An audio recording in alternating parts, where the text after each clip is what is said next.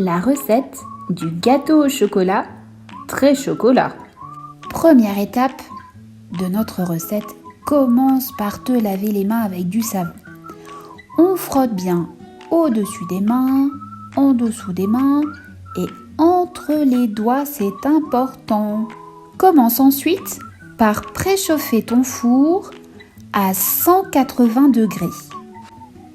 Tu auras besoin d'ustensiles, d'une balance, d'un moule à tarte, d'un saladier, d'un fouet, d'une cuillère à soupe, d'un couteau et d'une spatule.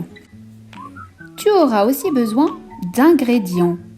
Il te faudra 100 g de beurre, 3 œufs, 200 g de chocolat pâtissier, 150 g de cassonade, 25 g de poudre de noisette ou de poudre d'amande et 25 g de farine.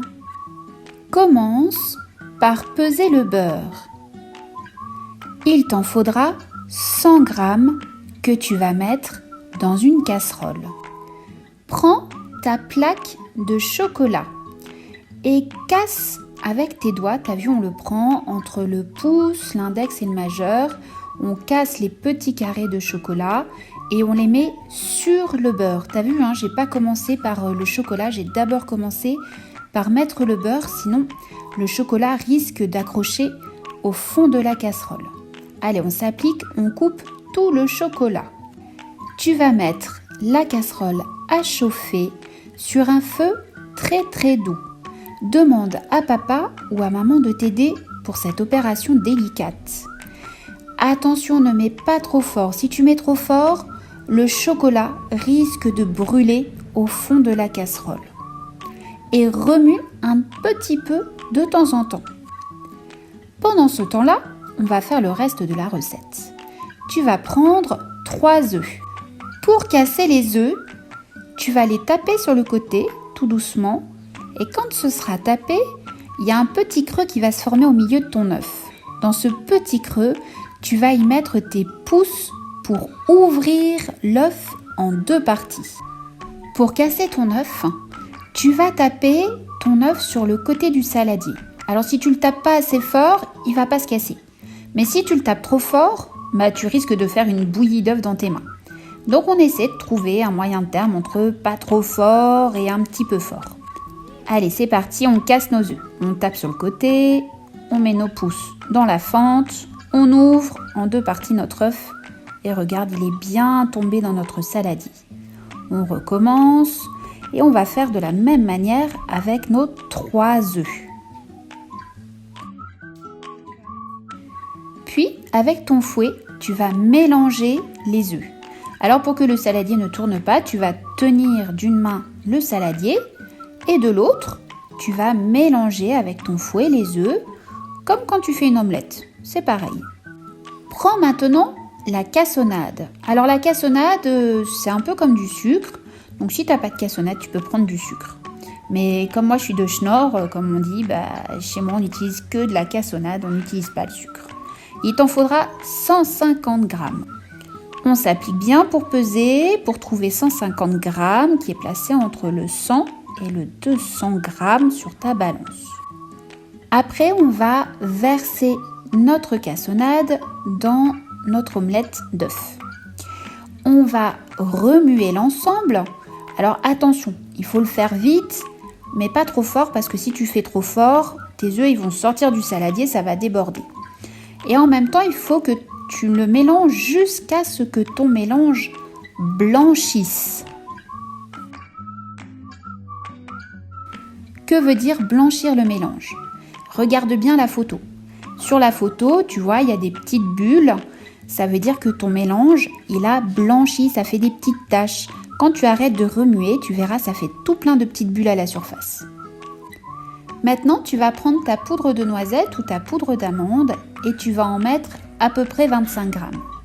Tu vas faire la même chose avec la farine, de telle sorte à ce que ça fasse à peu près 50 g en tout.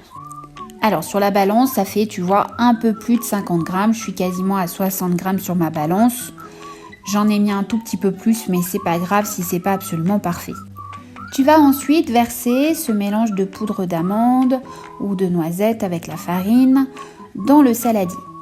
Tu vas mélanger à nouveau, tu vas tenir le saladier pour qu'il ne parte pas et tu vas bien passer ton fouet tout autour pour récupérer petit à petit la farine, mélanger tout ça pour que ça ne fasse pas de grumeaux. Et voilà, nous avons mélangé. Alors on mélange quand même jusqu'à ce qu'il n'y ait plus de grumeaux. Alors il faut mélanger bien 2-3 minutes pour arriver à cet aspect-là. Puis tu vas prendre ta casserole de beurre et de chocolat et tu vas remuer tout doucement pour que l'ensemble soit homogène parce que sinon on a un petit peu le beurre d'un côté avec le chocolat à moitié fondu au-dessus. Tu verses à l'aide d'une cuillère en bois ou de ta grande cuillère le chocolat dans le saladier. Tu prends bien le temps de racler la casserole pour tout verser dans le saladier.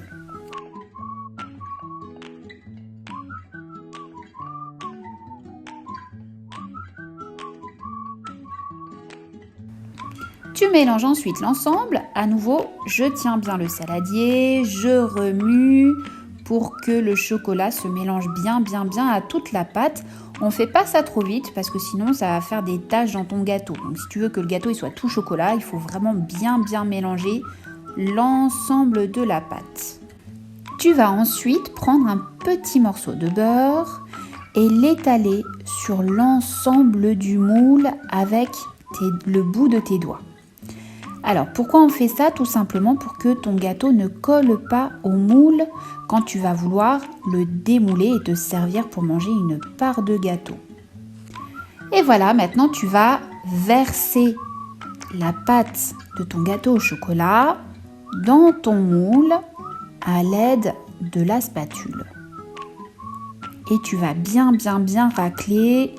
Alors tu peux te faire aider par un adulte parce que c'est quand même assez lourd de tenir d'une main le saladier rempli de pâte.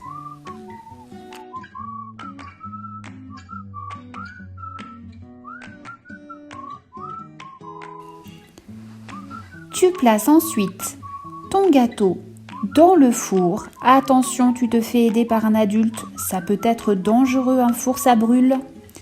Et tu vas laisser à cuire ton gâteau à 180 degrés pendant 20 minutes. Pendant ce temps-là, alors là, c'est la grande question, qu'est-ce qui va nous rester à faire? Moi, je te propose une chose la plus importante dans la recette du gâteau, c'est de lécher le saladier.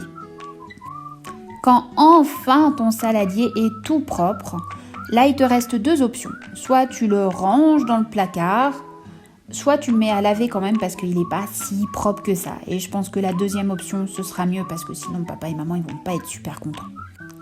Et voilà, notre beau gâteau est prêt à être dégusté. Tu me diras ce que t'en penses. Bonne dégustation les enfants!